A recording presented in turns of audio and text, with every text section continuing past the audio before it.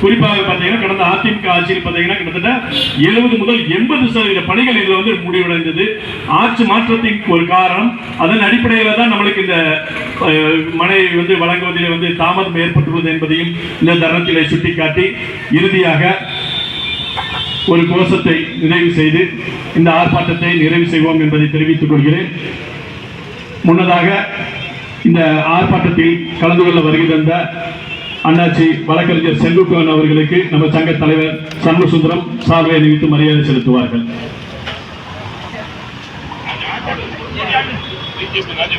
குறிப்பாக பார்த்தீங்கன்னா இதை வந்து உண்மையிலேயே வந்து பார்த்தீங்கன்னா இது வந்து பத்திரிகையாளர்கள் எல்லாம் சேர்ந்து நடத்துறதா தான் இருந்துச்சு.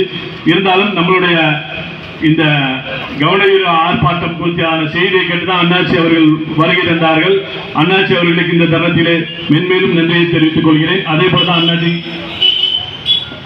ராஜவேல் அண்ணாச்சியா இருக்கட்டும், செக்யூரிட்டி அண்ணாச்சியா இருக்கட்டும், பிடிஆர் அண்ணன் உள்ளிட்ட அதிமுக நிர்வாகிகள் அனைவருக்கும் இந்த தருணத்திலே நன்றியை தெரிவித்துக் கொள்கிறேன். அதே போல நமது மேயர் அக்கா, முன்னாள் மேயர் அக்கா அவர்களுக்கும் இந்த தருணத்திலே நன்றியை தெரிவித்துக் கொள்கிறோம்.